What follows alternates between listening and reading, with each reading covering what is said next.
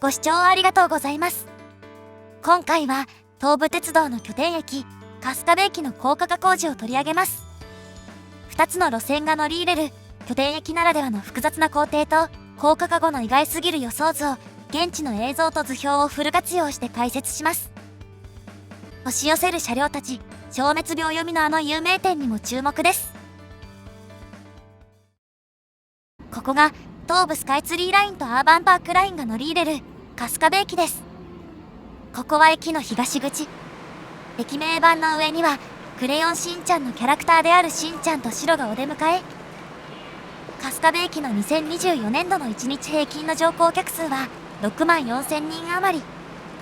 この数字はスカイツリーラインとアーバンパークラインを両方含んだものです。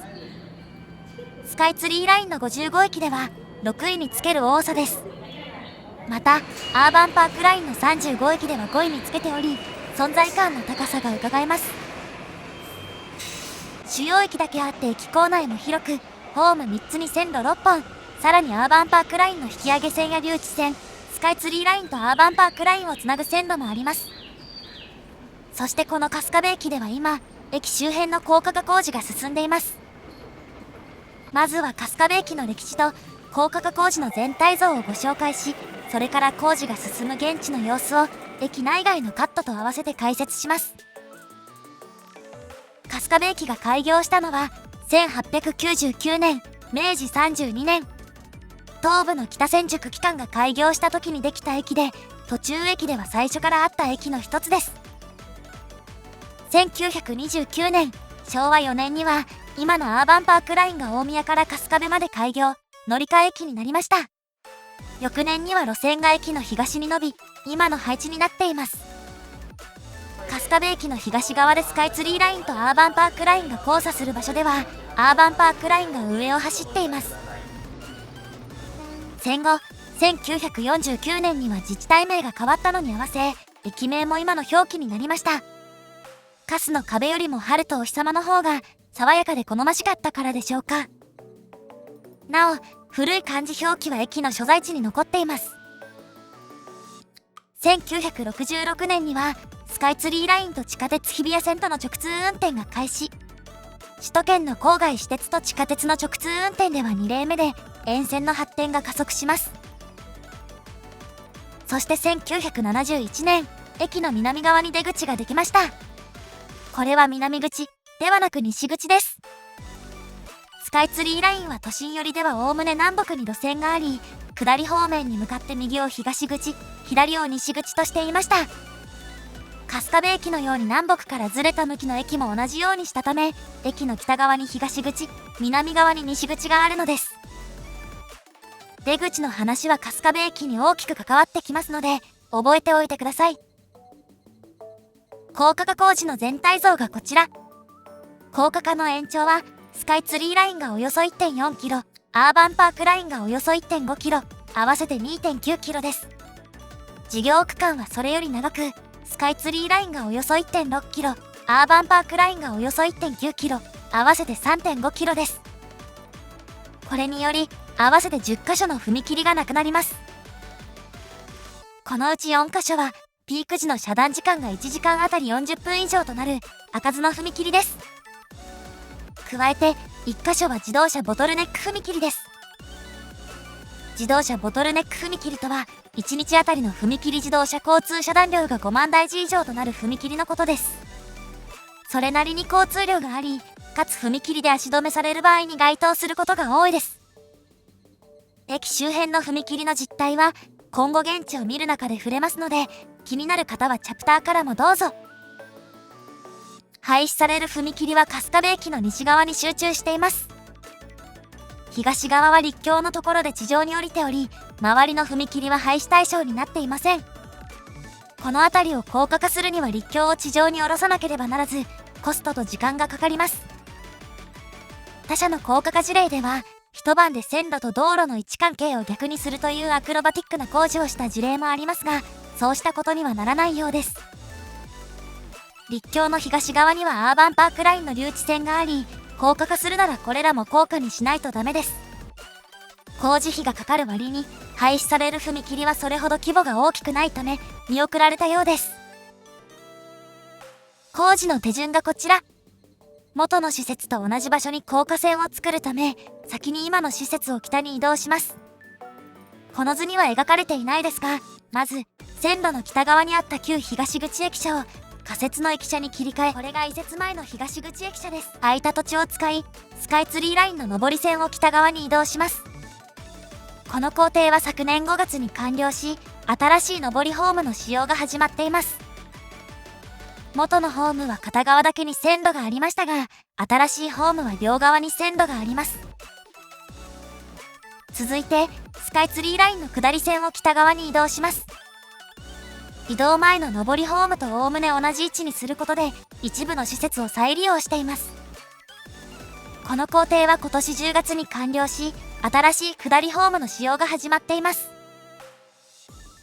現在進んでいるのがこの次、アーバンパークラインを北側に移動するのに向けた工事です。このホームも先ほどのように、スカイツリーラインの移動前の下りホームとおおむね同じ位置になる見込みです。その後、アーバンパークラインを高架線に移動。今はホーム1つ、線路2本の設備は、ホーム2つ、線路4本に拡充されます。あとは、空いた土地にスカイツリーラインの下り線と上り線を順番に移して、工事は完了です。駅間の線路も基本は同じで、今と同じ場所に高架橋を作るため、線路を一旦仮線に移します。スカイツリーラインは上下線を別個に移すのに対し、アーバンパークラインは上下線を一度に移します。着手前はホーム3つに線路5本、ホームに面していない線路が2本という陣容だったのが、完了後はホーム4つに線路8本という、より大規模な駅になります。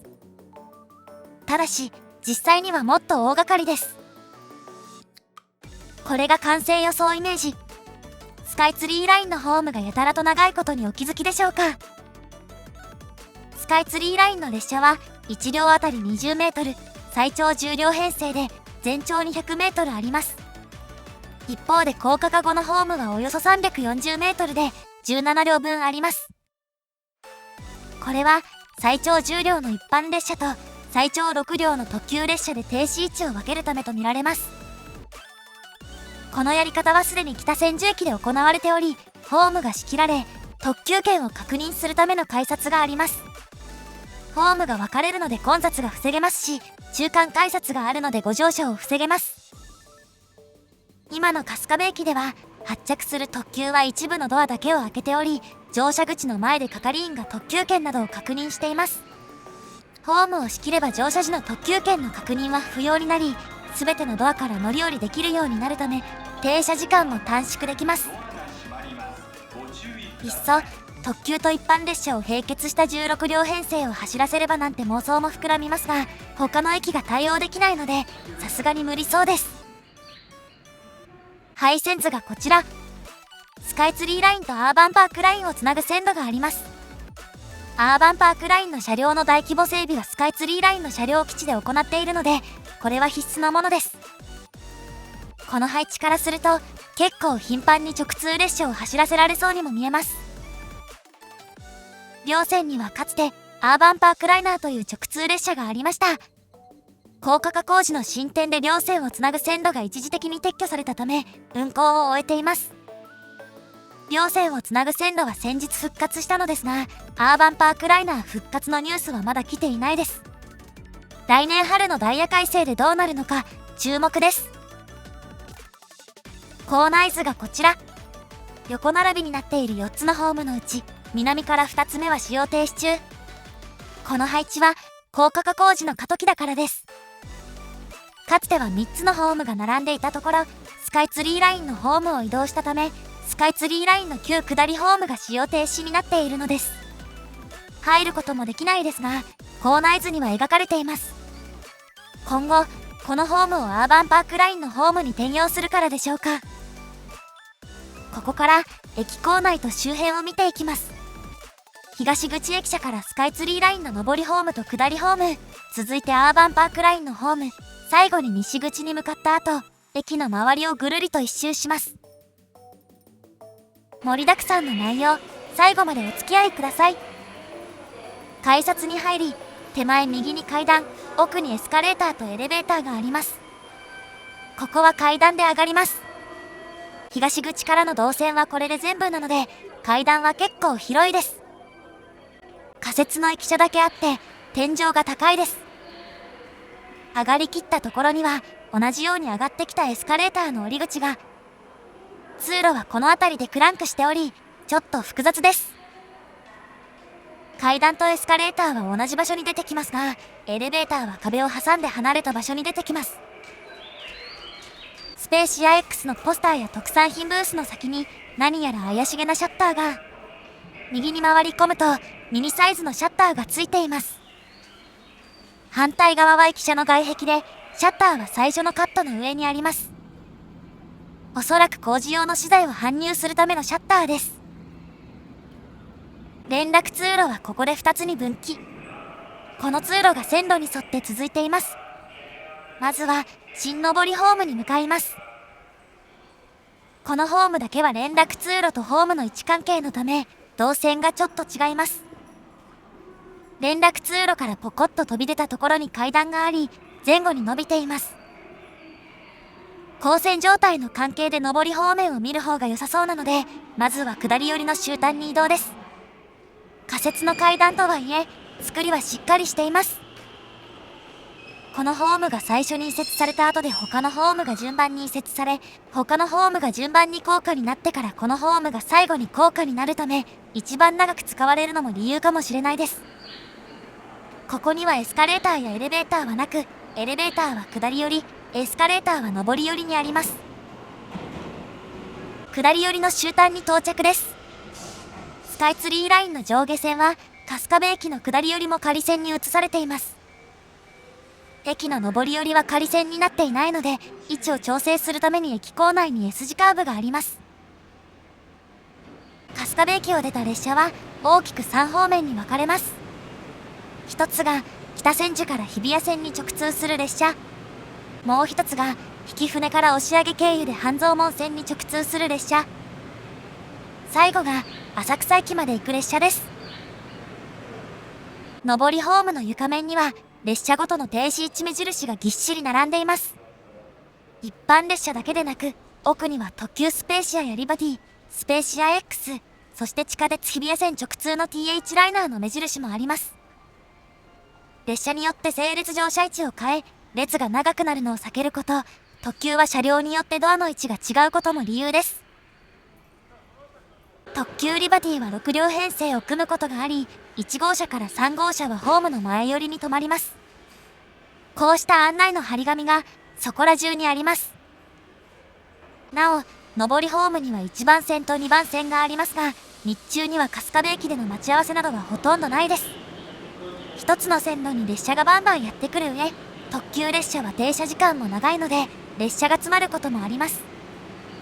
列車本数は1時間に15本ほどと、都市部の幹線では極端に多くもないだけに、系統や種別の複雑さが際立ちます。私が降りた階段の横を通り、ホームの上り寄りに進みます。仮線を設けるとき、横の地面が崩れないようにするために打ち込んだ鋼板が目を引きます。綺麗なホームなので忘れそうになりますが、これはあくまで仮設ホームです。特急券売機はこの階段の裏側にあります。今販売されている列車は1本だけですが、複数の列車のものが販売されることもあります。車両によって料金が異なるほか、同じ車両でもシートの種類が違うので、料金体系は複雑です。スペーシア X のプレミアムシートは浅草までで840円と、運賃534円に対してなかなかのお値段です。特急リバティ会津、華厳が到着です。これが先ほど触れた6両編成のリバティです。前後の編成で車内は行き来できるものの、乗降口が一部のドアに限定されているので、列車に応じた場所から乗るようアナウンスされます。乗り口には駅員が立ち、特急券を確認します。すべての特急で同じ運用かはわからないですが、あえて追加の人員を入れ、不正乗車の抑止に力を入れています。ご存知の方はコメント欄にどうぞ。こうした運用も高架化後に特急と一般列車でホームが分かれれば、特急ホームの手前に改札を置くだけで済み、手間も人員も減らせます。特急両毛のように春日部駅に止まらない特急もあります。両毛は浅草と館林、太田方面とを結ぶ特急です。春日部に止まらない代わりに近隣の東武動物公園に止まります。そしてホームの前寄りにもう一つの階段があります。ここは上りエスカレーター付き。特急はこれより後ろ寄りに止まるので案内表示がベターっと貼られています。エスカレーターを降りたところで左に曲がると他のホームにも行けますが、一旦右に曲がって通路を進み、先ほど降りた階段を素通りして下り寄りに進みます。この辺りには左側に窓がないです。階段と被るからではなく、ここには四角く突き出た場所があるのです。ホーム側から見た様子がこちら。窓が一個もないので中に何があるかはわからないです。一時的な資材置き場なのか、工事が進んだ時に通路にする予定なのか、詳しい方はコメント欄にどうぞ。先ほど降りた階段への動線と合流し、そのまま戻ります。ここからが序盤では通っていない場所です。右奥には改札からのエレベーターがあります。階段とエスカレーターは壁を挟んで右側に出るので、乗る者によって着く場所が変わります。なお、1、2番線に降りるエレベーターはこの右側にあります。1、2番線ホームを越えます。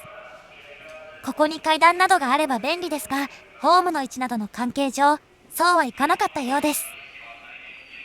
そして、新下りホームの階段の向かいには、ホームの移転を知らせる張り紙があります。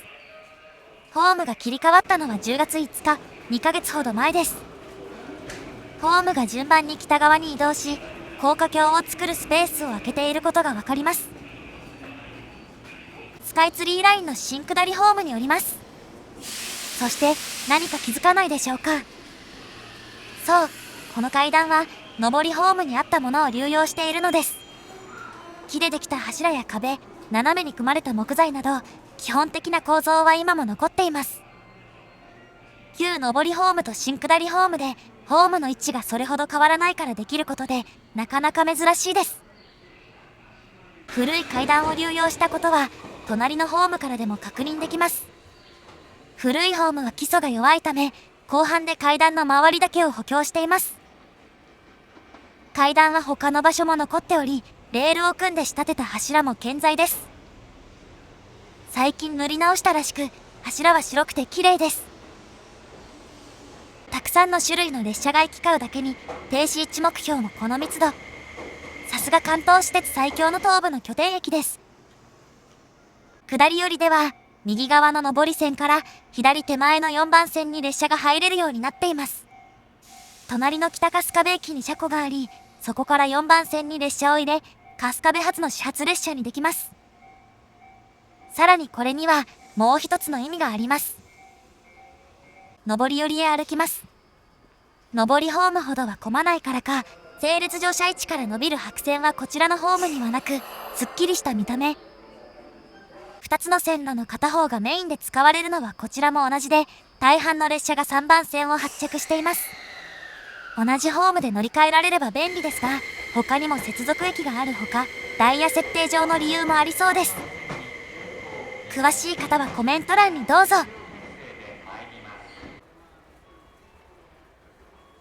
上り寄りにも階段があります。これも旧上りホームにあったものを流用しています。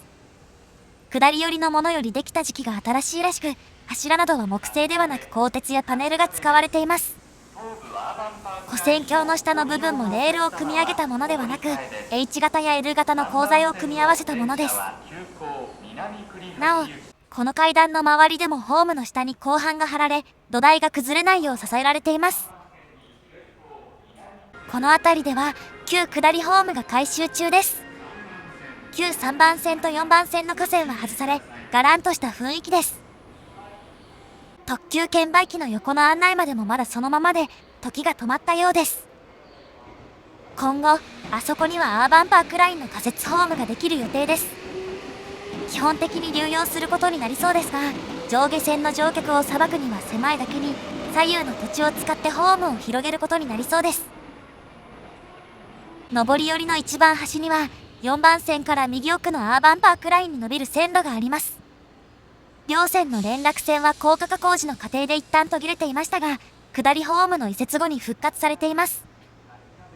旧下り線を撤去し、跡地にぐねぐねした S 字カーブで線路が引かれています。アーバンパークラインは線内で大規模整備をできないので、連絡線の復活は急ぐ必要があったのです。撤去されたレールや枕木は周りに積まれており、かなり急いでいたことがわかります。この横にあるエスカレーターで上に上がります。この逆側に階段があるので、上りホームと違ってここにはエスカレーターだけがあります。旧下りホームへの動線にはフェンスと幕で仕切りがあります。下り寄りの跨線橋も同じ。ここをまっすぐ進んでアーバンパークラインのホームの下り寄りに進みます。この跨線橋では船橋寄りの階段の方が幅が広いものの、逆に大宮寄りの階段も混みます。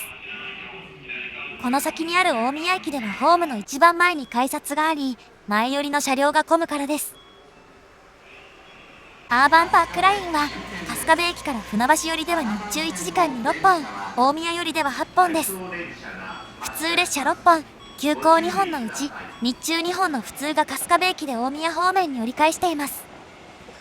船橋方面に単線区間があるからで、近年存在感を高めるアーバンパークラインのネックです。アーバンパークラインを取り上げた動画は設備と車両の両面で追ったバージョンで編集中ですので、チャンネル登録してお待ちください。そしてアーバンパークラインのホームは7番線と8番線。スカイツリーラインの下り3、4番線から数字が飛んでいるのは、かつて5、6番線が留置線としてあったからです。このうち6番線は結構前に廃止され、アーバンパークラインのホームの拡張に使われています。階段の幅はそのままで、ホームの片側に寄っています。船橋寄りを見ると、もともとあった木製の屋根などが右に寄っており、左には後から鋼鉄製の屋根が増やされたのがよくわかります。愉快な発車メロディーの裏には、こんな歴史が隠されています。そして春日部といえば忘れてはいけないのが、この東武ラーメン。長年にわたり、アーバンパークラインのホームで営業しているお店です。塩ラーメンが1杯600円という、物価高騰の時代にお金のない女子高生にも優しい価格です。出てきたラーメンがこちら。スカイツリーラインの下り線が仮設ホームに移行した今、アーバンパークラインの移行も間近です。高架化工事中にはお店などは最小限にされる傾向があり、このお店が一旦姿を消す日も近いかもしれないです。上り寄りに進み、西口に出ます。西口に向かう狭い動線は、かつて9番線にあたる線路があった場所です。西口の新設以降、街が線路で分断される弊害が大きくなり、高架化は市民の悲願でもあります。駅構内にも高架化に関するニュースがあり、注目度が高いです。現地の写真も載っており、工事の進捗がよくわかります。仮線の影響が及んでいない西口駅舎は大きく変わっていないですが、この光景ももうすぐ変わりそうです。ここから駅の外を歩きます。駅前にあるのがこちら、夫婦松です。松とイチョウが根元で一体になっていて、地上1メートルのところから分岐しているという変わった木です。もともと西口付近にあった神社のご神木で、1970年の区画整理で神社が移築された後も夫婦松はここに残され、88年には春日部市の指定天然記念物になっています。まずは駅西側の踏切を見て、それから東側に向かいます。とその前に、ちょっと寄り道です。ここはアニメクレヨンしんちゃんに登場する架空のスーパーである佐藤九日堂のモデルとなったイトーヨーカドー春日部店の跡地です。96年に開店し、2017年には屋上の看板などが佐藤九日堂仕様にされたこともあります。2024年11月に閉店した後、マンションへの建て替えが進んでいます。事業主には東武鉄道も名を連ねています。ここが駅西側の開かずの踏切、伊勢崎第124号踏切です。スカイツリーラインとアーバンパークラインを一つの踏切で渡っているため、遮断時間が長くなりがちです。11月には踏切工事のために数回夜間全面通行止めになるなど、工事が本格化しています。この後ろには酔いどころ踏切と銘打った飲み屋さんがあり、踏切の横で電車を眺めながらお酒が飲めそうですが、それは置いといて、踏切の横にスタンバイして行き交う列車を観察してみます。アーバンパークラインの上り列車が通過です。この列車が通過した後も上下線の矢印がついています。そう、スカイツリーラインの上り列車が通るのです。そして先に通ったのはアーバンパークラインの下り列車。後継車両の登場後も活躍する8000系の大宮行きです。スカイツリーラインの下り列車も控えており、上下線の矢印はつきっぱなし。スカイツリーラインの上り回送が通過です。回送だからなのか、先行列車が詰まっているからなのか、じりじりと走っていきます。ようやく上り線の矢印が消えました。日比谷線からやってきた下り列車が通過です。先行列車も詰まっていないので、フル加速で踏切を通過です。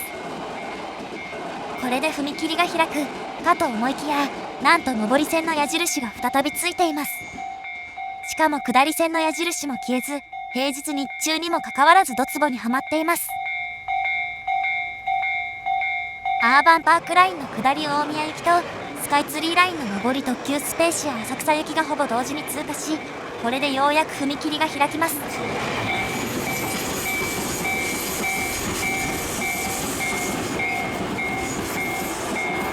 私が来てからでもおよそ4分、なかなかの遮断時間です。この踏切では線路がカーブしているため、車がぽよぽよ跳ねる光景が見られます。時にはスピードを出しすぎてそこをこすってしまう車さえあります。駅の反対側、東側にやってきました。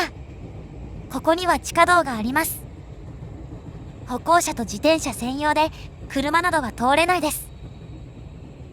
この辺りでも工事があるのか、11月下旬からは車が通れなくなる場面があります。真ん中のスロープは自転車専用で、車椅子では通れないです。地下道には海の底をイメージした絵があり、雰囲気を和らげる工夫があるものの、絵が写実的なので逆に怖いです。駅東側の陸橋から春日部駅寄りを見た様子がこちら。線路の南側には仮線の用地があるものの、高架橋などはこの陸橋から春日部駅寄りだけなので、陸橋自体はこのままです。